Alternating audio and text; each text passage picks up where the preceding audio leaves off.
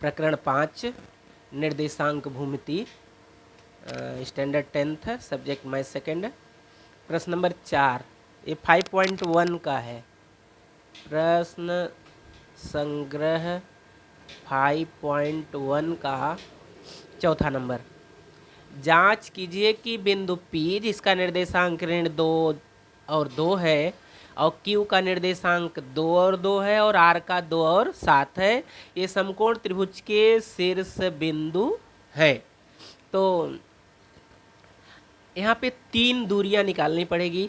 एक क्वेश्चन में देखिए, डिस्टेंस PQ, डिस्टेंस QR और डिस्टेंस PR, ये 3 दूरी निकालेंगे।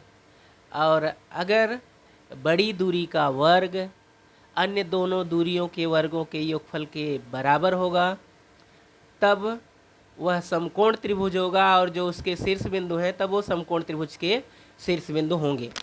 तो देखिए, यदि डिस्टेंस PQ, ये P और Q दिया था ना, तो डिस्टेंस PQ, दूसरा Q और R दिया है तो डिस्टेंस QR, अब पहला और तीसरा बिंदु डिस्टेंस PR, इनमें से सबसे बड़ी दूरी का वर्ग अन्य दो दूरियों के वर्गों के योगफल के बराबर होगा तो बिंदु PQR समकोण त्रिभुज के शीर्ष बिंदु होंगे। तो तीनों दूरियां निकालनी होगी। सब इजी है, खाली आपको सूत्र याद रखना है और गुणा भाग जिसको आता रहेगा तो ज़रा सा भी दिक्कत नहीं होगी। बस ये जो इसकी मेन टेक्निक है यही है, ये याद रहेगा तो आप तुरंत कर लोगे। तो दूरी PQ के लिए P इधर दिया है और Q भी दिया है, तो तुरंत एक को x1 y1 दूसरे को x2 y2। आपको पता है जहाँ x1 आएगा यहाँ ऋण 2 लिखेंगे, जहाँ y1 आएगा 2, x2 2 और y2 2। तो PQ मीन्स डिस्टेंस PQ, दूरी PQ का ही या डिस्टेंस PQ एक ही मतलब है। ये दूरी का सूत्र आपको पता है। तुरंत x2 2 ऋण x1 का मान ऋण में है, जब ऋण में हो तो तुरंत छोटे कोष्टक में लिखिए। अगर वैल्यू ऋण में दिया है तो छोटे कोष्टक में लिख लिए। कब? जब ऋण के दाहिने साइड में लिख रहे हैं, बाएं साइड वाला कोष्टक में नहीं लिखते हैं, चलता है। तो जब छोटे कोष्टक में लिखे तो तुरंत बड़ा कोष्टक लगा के तब स्क्वायर लगाना पड़ता है। y2 2 ऋण y1 2, ये कोष्टक बंद करिए, स्क्वायर है, स्क्वायर लगाइए। ये डबल ऋण साथ में दिख रहा है तो उसको धन लिखना पड़ता है, वो छोटा कोष्टक गायब हो गया, बाकी वो बड़े जैसे है वैसे। 2 में से 2 गए, 0 का स्क्वायर, 0 का स्क्वायर 0 ही आएगा।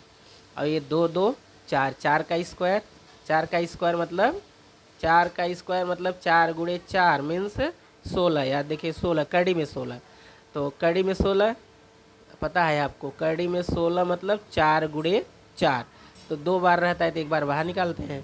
तो यह PQ कितना आ गया 4, इसको कथन नंबर 1 लिख दिया।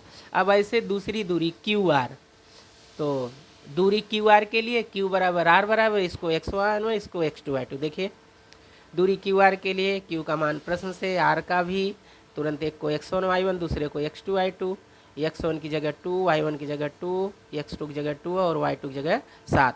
तो दूरी QR बराबर डिस्टेंस QR, दोनों का मतलब एक ही है। तुरंत दूरी का सूत्र लिखा, यहाँ से मान रखा, देख देख के 2 में से 2 गए 0, 0 का स्क्वायर, 7 में से 2 गए 5 का स्क्वायर, 0 का वर्ग 0, 5 का वर्ग, 5 का वर्ग मतलब समझते हैं 5 गुणे 5 मतलब 25। तो 25 में 0 जोड़ेंगे तो 25। अब 25 किसका वर्ग है? 25 मतलब या कड़ी में 5 गुणे 5 ने तो 2 बार से एक बार उतारते हैं, या 25 का 5 वर्गमूल हुआ, तो इसको कथन नंबर 2 बना दिया। अब तीसरी दूरी PR के लिए, तो इसको x1 y1 मानेंगे, इसको x2 y2 मानेंगे। तो देखिए दूरी PR के लिए P और R प्रश्न से उतारा, एक को x1 y1 दूसरे को x2 y2। तो PR मीन्स डिस्टेंस PR, सूत्र लिख दिया। यहाँ दूरी PR लिखिए या डिस्टेंस PR लिखिए, दोनों चलता है, दोनों का मतलब एक ही है। x2 का मान 2 ऋण, अब देखिए x1 का मान ऋण है इसलिए इसको तुरंत कोष्टक में लिखिए, तब बड़ा कोष्टक लगा के स्क्वायर लगाइए, धन y2 7 और y1 2। तो यहाँ ऐसा कुछ नहीं था इसलिए छोटे कोष्टक में लिखा, तो 7 में से 2 गए 5, 5 का स्क्वायर 25, और ये डबल ऋण है तो धन। अब छोटा कोष्टक हट जाता है, बड़ा जैसे वैसे उतारा, 2 2 4, 4 का स्क्वायर, तो 4 का स्क्वायर 16। अब 16 और 25 यहाँ जोड़ लेंगे, 6 5 11, 2 में तो 1 3 1 4, कड़ी में 41।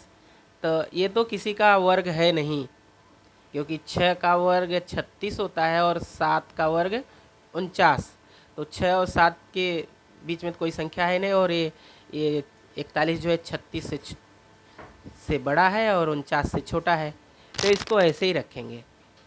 अब सबसे बड़ी दूरी ढूंढेंगे। अब ये तो इसका वर्गमूल निकलेगा नहीं, आएगा तो दशमलव में आएगा, तो देखेंगे करड़ी में क्या है। यहाँ करड़ी में 41 है, और ये पहले वाले का करड़ी में 4 है, लेकिन आपने करड़ी में 16 उसके पहले लिखा है, और ये क्या है करड़ी में 25। तो करड़ी में 16, करड़ी में 25, और ये करड़ी में 41। आप देख रहे हैं 41 ही बड़ा है, इसलिए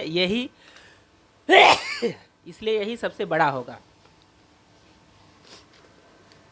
बड़ी भुजा होगी पी आर, कड़ी में 41। देखिए सबसे बड़ी भुजा पी आर जो कि कड़ी में 41 है, तो इसका वर्ग करेंगे, मतलब कोष्टक बंद करके दोनों तरफ स्क्वायर लगा दिया। कारण लिख सकते हैं वर्ग करने पर, तो ये पी आर स्क्वायर हुआ, और करड़ी का वर्ग करते हैं तो अंदर वाला खाली लिखते हैं, तो कथन नंबर 4 हुआ।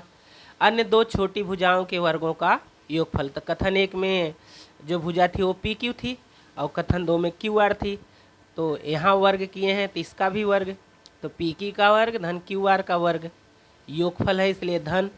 तो पी क्यू का मान 4 था कथन 1 में, कथन 1 और 2 से।